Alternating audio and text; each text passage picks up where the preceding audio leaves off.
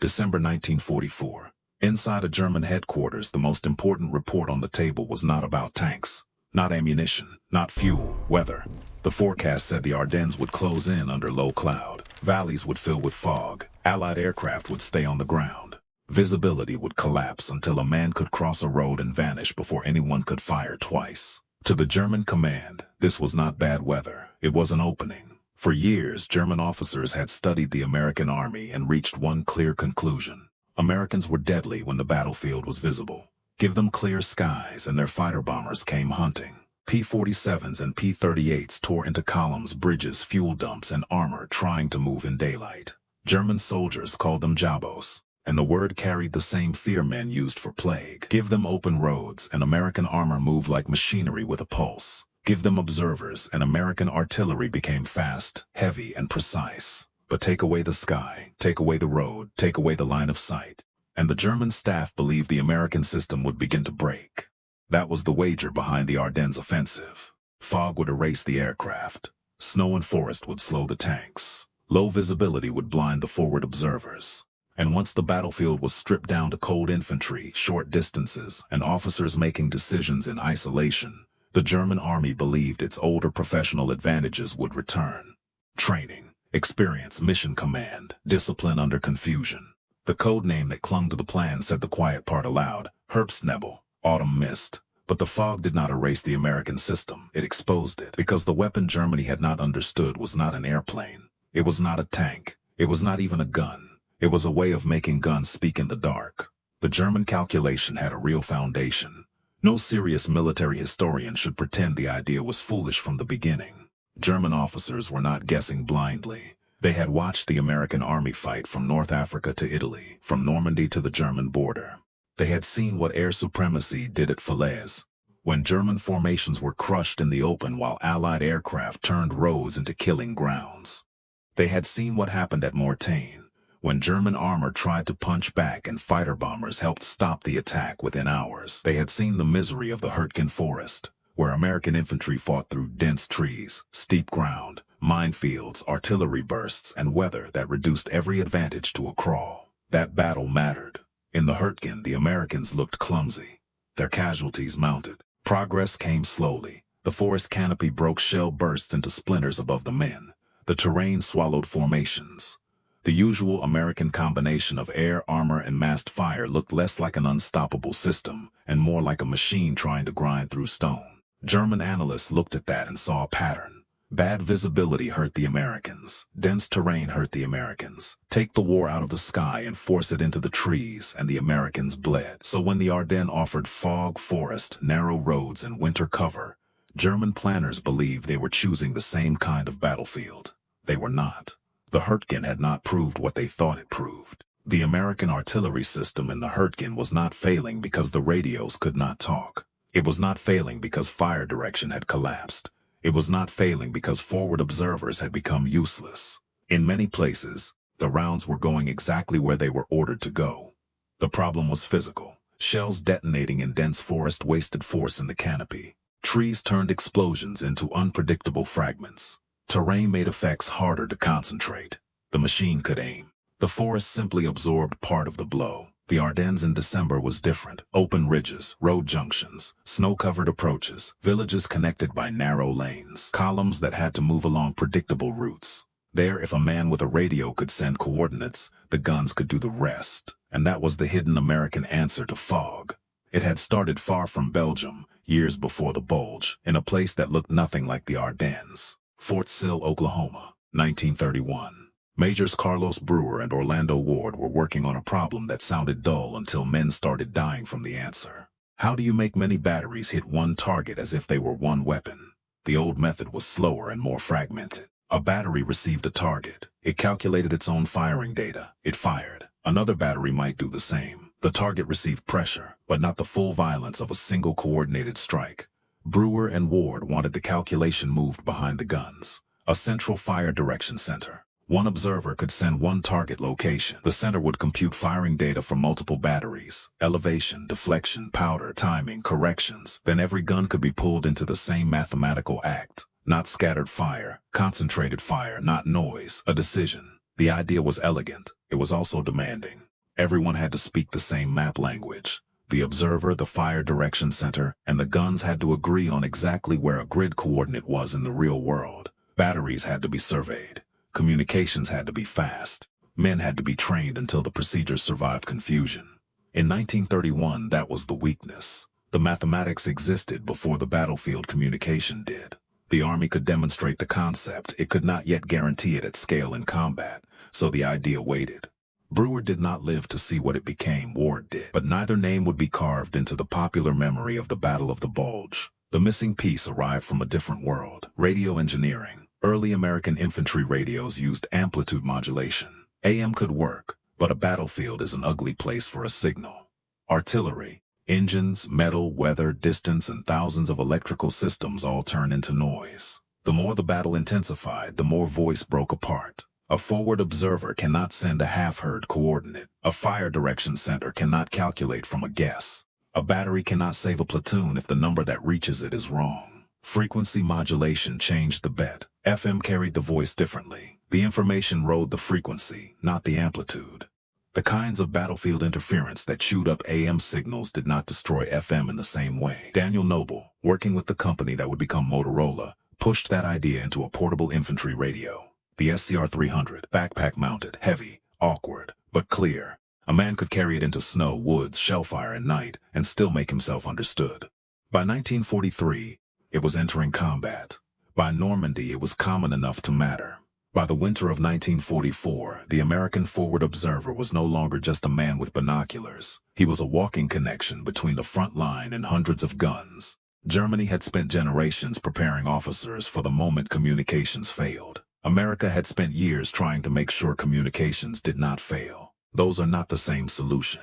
German Mission Command, Auftragstaktik, was built around initiative when headquarters could not reach you. It was a serious doctrine. It created officers who could act when wires were cut, radios died, orders lagged, and fog turned maps into guesses. But the American answer was different. Do not simply train around the broken line. Build a line that keeps working. And then build an artillery doctrine that assumes it can trust the line. That is why the German fog plan missed the central danger. Fog did not make the American system disappear. Fog made the visible American system disappear. The aircraft vanished. The long sight lines closed. The tanks slowed. But beneath those visible advantages, another system remained. Maps, grid squares, pre-registered targets, fire direction centers, FM radios, observers in foxholes, guns waiting behind the ridge. The Germans believed fog would reduce the Americans to isolated infantry. Instead, fog connected every isolated infantryman with a radio to a machine the Germans could not see. The first proof came before the artillery had even shown its full weight. Lanzerath, the opening day of the offensive, a small Belgian village near the northern shoulder of the attack. Lieutenant Lyle Buch was barely older than the men he commanded. His intelligence and reconnaissance platoon from the 394th Infantry Regiment was not built to stop a German advance. It was built to observe, patrol, and report. 18 men, light weapons, 2 machine guns.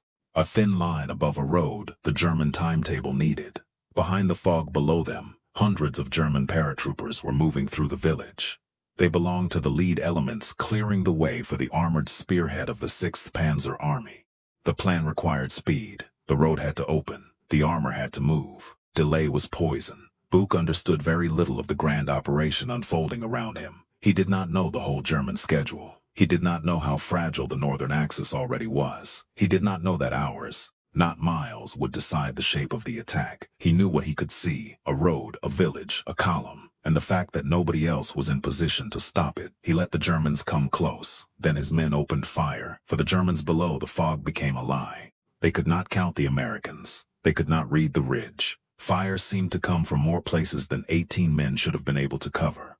Each assault meant disciplined shooting. Each pause forced a report. Each report asked for preparation, reinforcement, clarification.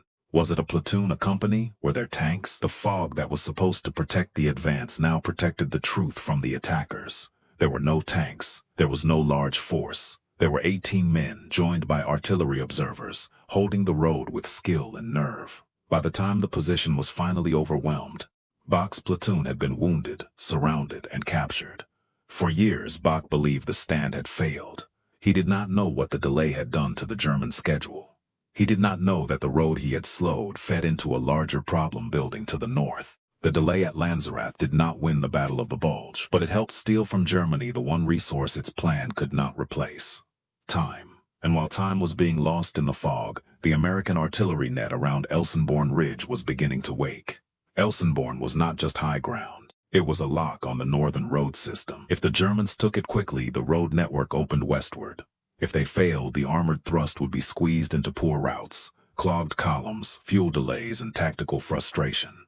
The German plan needed Elsenborn early. The Americans had already turned its approaches into numbers. Weeks before the offensive, American artillery officers had studied likely routes, registered targets, connected batteries, and built firing plans across unit boundaries. The map was no longer just paper. It was an organized trap. The key was not one heroic gun crew. It was the network. A forward observer at the front could send a coordinate. The fire direction center could decide which guns could reach it. Batteries from different formations could be folded into the mission. The guns did not need to see the Germans. The observers did not need perfect visibility. The system did not need romance. It needed a grid. It needed procedure. It needed a clear voice through a radio. Target, infantry column, road junction, grid, then mathematics. A time-on-target mission did something especially cruel to men caught in the open. Ordinary artillery often warned you before it reached its full force. A ranging round landed, then another. A trained soldier heard the adjustment and moved, dropped, scattered, or found cover. Time on target tried to remove that mercy. The fire direction center calculated when each battery should fire, so shells traveling different distances arrived together. The first sound on the target was not a warning. It was the event. At Elsenborn, this mattered because the Germans were moving through a battlefield they believed weather had simplified. It had not simplified anything. It had made their movement predictable and American observation harder to punish. German units could not easily find the observers hidden forward in snow and broken terrain. They could not rely on air reconnaissance. Their own movement on roads came under fire. Their attempts to coordinate through fog and congestion slowed. Tanks and infantry became separated. Units fed into approaches already known to American maps. And again, the guns answered. The 12th SS Panzer Division and supporting infantry formations pushed toward the ridge. Villages like Rocherath and Krinkle became freezing, close-range killing grounds. Tanks moved between houses. Bazooka teams fought from corners and cellars. Infantry listened for engines they could not see. But the thing that made the ridge hold was not just local courage. It was the ability to call violence into the fog without seeing the whole battlefield. American observers stayed with the infantry. The SCR-300 kept their voices alive. Fire direction centers masked the guns. Pre-registered targets turned road junctions, tree lines, and approaches into coordinates already waiting to be used. A German officer who had fought Americans before could understand bravery. He could understand machine guns. He could understand artillery. What he struggled to understand was the coordination. How did these units seem to answer one another in conditions where men should have been blind? How did the guns find roads nobody could see? How did small groups under pressure still summon fire from beyond the fog? The answer was not temperament. It was architecture. The American army had built a battlefield nervous system. The frontline observer was the fingertip. The SCR-300 was the nerve. The fire direction center was the brainstem. The batteries were the muscles, and the grid was the body's sense of where it was in space. Cut away the eyes, and the body still knew where to strike. That is what Germany missed. Their premise was that fog removes complexity from the battlefield. It brings the fight down to what men can control with eyes, training, and nerve. For most armies in history, that had been true. Fog breaks plans. Fog separates units. Fog makes headquarters late. Fog blinds guns. Fog turns confident officers into men asking where their flank has gone. Germany had built a professional culture around surviving that breakdown. But America had built a system that did not need the same kind of visibility to remain dangerous. The German army entered the Ardennes expecting the fog to make Americans smaller. It made the American system harder to see. That difference killed the offensive. There had been a warning, but it was easy to misread. Kasserine Pass, February 1943. There the U.S. Army had been badly handled by German forces in Tunisia. American units lost ground equipment, confidence, and men. The artillery system that later looked so formidable did not yet perform like a mature weapon. Communications were uneven. Training was incomplete. Grids were not uniformly established. FM radios were not yet everywhere they needed to be. Forward observers were not always positioned or integrated well enough. A German analyst looking at Kasserine could draw the same conclusion later drawn from the Hertgen. The Americans had theory, they had machines, they had weight, but under real pressure they could become disorganized. That conclusion was not insane. It was outdated. Kasserine did not prove the American system was false. It proved the system was unfinished. The U.S. Army's artillery officers responded not by abandoning the fire direction concept, but by tightening it. They trained observers, they standardized grids, they pushed procedures into units until they became habit. They learned to mass fires faster. They learned to trust the math. They learned what kind of radio discipline battle required. By Sicily, the correction had begun. By Italy, it was becoming muscle memory. By Normandy, the system was part of the American way of fighting. And by December 1944, the version Germany had studied no longer existed. That is one of the most dangerous things in war. An army can be right about the enemy it last fought, and wrong about the enemy it is about to meet. From December 16 onward, the German northern attack paid for that error in hours, fuel, vehicles, and men.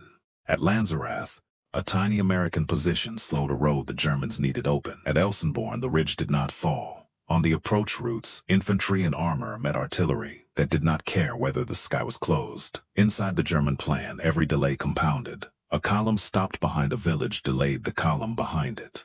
A tank waiting for infantry burned fuel it could not replace. A request for artillery preparation moved up and down a chain that was already under pressure. A road blocked by wreckage turned into a traffic jam. A traffic jam became a target became a coordinate, and a coordinate became steel. The fog that had protected German movement from Allied aircraft did not protect it from a map. That sentence is the heart of the battle. For several days, the weather did exactly what Germany needed in the air. Allied aircraft were limited. The sky stayed low. Fighter bombers could not hunt with their usual freedom. If the American army had depended only on air power, the German calculation might have worked longer. But while the air waited above the cloud, the artillery kept working below it. Then on December 23, the weather changed. The sky opened. Allied aircraft returned over the Ardennes in force. German supply lines that had survived the fog now lay exposed on roads already strained by delayed traffic and artillery damage. Fuel trucks, ammunition columns, vehicles, bridges, and road centers became visible again. The German offensive had needed fog to get moving, but it had needed speed to survive the moment the fog ended. It did not have speed. The northern shoulder had held. Elsenborn remained in American hands. The 6th Panzer Army had not achieved the quick rupture the timetable demanded. Farther south and west, German spearheads reached dramatic points on the map, but increasingly without fuel, support, or operational freedom.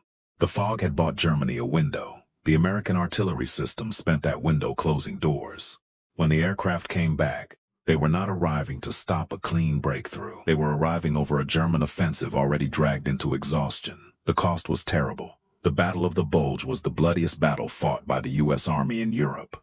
American casualties were severe. Men froze, bled, vanished into forests, were captured, or died in villages whose names later became shorthand for winter misery. This was not a clean demonstration of technology saving everyone. It was a brutal battle in which systems mattered because men still had to carry them forward. A radio did not hold a foxhole by itself. A fire direction center did not stand above Lanzerath with a rifle. A grid coordinate did not crawl through snow to find a German column. People did those things. The system mattered because it multiplied the men who stayed. It let a forward observer in a freezing position speak to guns he could not see. It let an infantry company fighting in fog reach beyond its own weapons. It let batteries far behind the ridge become part of a fight decided by seconds. The German officer who asked Laubach how many men had held the ridge was not asking a ceremonial question. He was trying to solve a contradiction.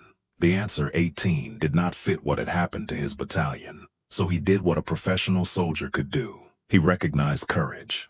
Years later, when Bulge and his platoon were finally understood, their decorations confirmed what that German officer had sensed in the fog. But even that recognition only described the human surface. The deeper contradiction remained. How could an army Germany believed would collapse when blinded become more dangerous in blindness?